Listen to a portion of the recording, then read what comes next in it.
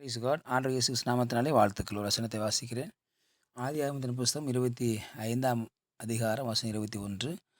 மலடியாய் இருந்த தன் மனைவிக்காக ஈசாக்கு கர்த்தரை நோக்கி வேண்டுதல் செய்தான். கர்த்தர் அவன் வேண்டுதலை கேட்டருளினார். அவன் மனைவி ரெபேக்காள் கர்ப்பந்தரித்தாள். இங்கே ஈசாக்கு ஜெபித்த ஜெபத்தை பார்க்கிறோம். ஈசாக்கு தன் மனைவிக்காக ஜெபிக்கிற ஒரு ஜெபம். தேவனாய் கர்த்தர் இந்த பூமியில் கொடுக்கிற பல ஆசீர்வாதங்கள் ஒரு ஆசீர்வாதம் என்னவென்று சொன்னால் பிள்ளை பாக்கியம், புத்திர சந்தானம் என்று பார்க்கிறோம். இதோ பிள்ளைகள் கர்த்தரால் வருகிற சுதந்திரம், கர்ப்பத்தின் கனி அவரால் கிடைக்கும் பலன் என்று சொல்லப்படுகிறது. தேவன் நமக்கு பலனை கொடுக்கிறார், நன்மை செய்கிறார். கர்ப்பத்தின் கனி அவர் ஆசீர்வதிக்கிறார், எல்லைகளை பெரிதாக்குகிறார், சந்ததிகளை ஆசீர்வதிக்கிறார், சந்ததிகளை பெருக பண்ணுகிறார். ஆபிரகாமுக்கு ஆண்டவர் சந்ததி பெருக பண்ணுவேன் என்று சொன்னார். ஆகவே நம்முடைய சந்ததியை கர்த்தர் பெருக பண்ணுகிறவராக இருக்கிறார். இங்கே ஈசாக்கினுடைய ஜெபம் என்ன என்று சொன்னால், அவருடைய மனைவியாகிய ரெபேக்காள் மலடியாக இருந்தால், பிள்ளை இல்லாதவளாக இருந்தார். குழந்தை இல்லாத பொழுது இருக்கிற அந்த வேதனை மிகவும் கொடியதானது. குழந்தை பாக்கியம் இல்லை என்று சொல்கிற பொழுது அது மிகவும் ஒரு வருந்தத்தக்க செய்தியாக இருக்கிறது. இன்றைக்கு அநேக இடத்துல கற்பந்தரிக்கும் மையம் அப்படின்னு சொல்லி நிறைய இடத்துல போடப்பட்டிருக்கு. நிறையா போர்டு போட்டிருக்காங்க. போட்ட பணத்தை நிறையா வசூல் பண்ணுறாங்க. அது சிலது சக்ஸஸ் ஆகுது, சிலது ஃபெயிலியர் ஆகுது. அநேக இடத்துல பார்க்குறோம்.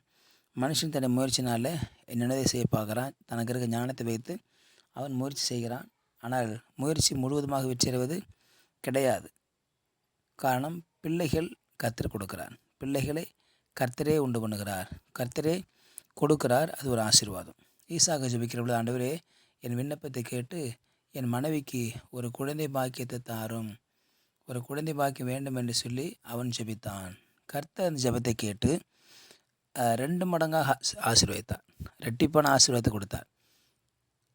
தேவன் ஈசாக்கின் மனைவி ஆகிய ரெபேக்காளுக்கு குழந்தை பாக்கியம் கொடுத்தாள்.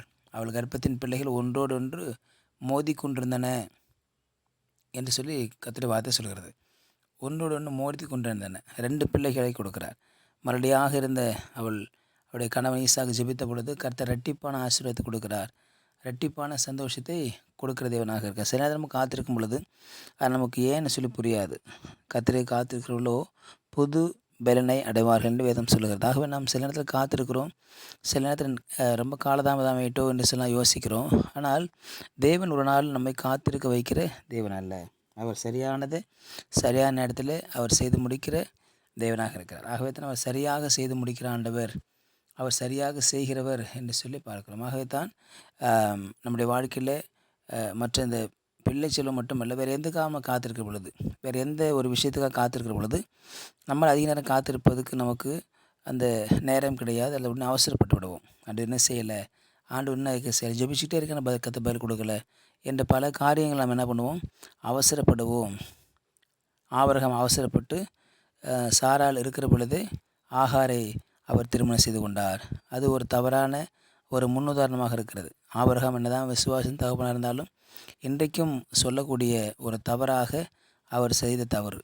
ஆகாரை திருமணம் செய்து கொண்டது தேவனுடைய வாக்குத்தத்தம் இல்லை, வாக்குத்தத்தின் பிள்ளை அல்ல என்று சொல்லப்படுகிறது. ஆகவே காத்திருத்தல் என்பது இரட்டிப்பான நன்மை கொடுக்கிறது. காத்திருத்தல் என்பது ஆசீர்வாதத்தை சரியான நேரத்தில் கொடுப்பது.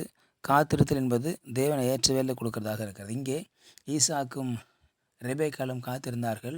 கர்த்தர் இரட்டைத்தானே ஆசீர்வாதத்தை கொடுத்தார். இரட்டிப்பான நன்மையை தருவேன், அது இன்றைக்கே தருவேன் என்று மாற்றும்படியாக கர்த்தர் இரட்டிப்பான ஆசீர்வாதத்தை கொடுத்து அந்த 2 பிள்ளைகளும் ஒன்றோடொன்று மோதிக்கொண்டன. ஏசா யாக்கோப் என்று பார்க்கிறோம். இருவரையும் கர்த்தர் மிக அழகாக அவர்களுக்கு கொடுத்தார்.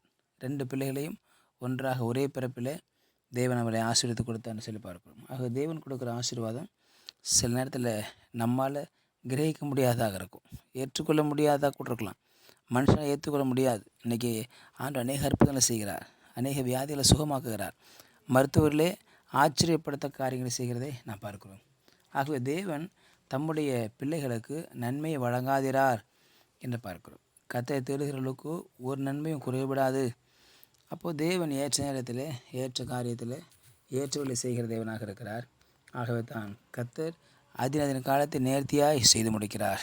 இங்கே ஈசாக்குக்கும் ரெபேக்காளுக்கும் ஏற்ற நேரத்தில் புத்திர சந்தானத்தை கொடுத்து பிள்ளைகளை ஆசீர்வதித்தார். 2 பிள்ளைகளை கொடுத்தார். இன்றைக்கும் ஒருவேளை பிள்ளைக்காக நீங்கள் ஜெபித்துக்கிட்டு இருக்கலாம், குழந்தை பாக்கியத்தை ஜெபித்துட்டு இருக்கலாம். கர்த்தருடைய வார்த்தை சொல்லுகிறது, ஈசாக்குக்கும் ரெபேக்காளுக்கும் 2 பிள்ளை கர்த்தர் கொடுத்தார். உங்களுக்கும் ஆண்டு அப்படியே செய்வார்.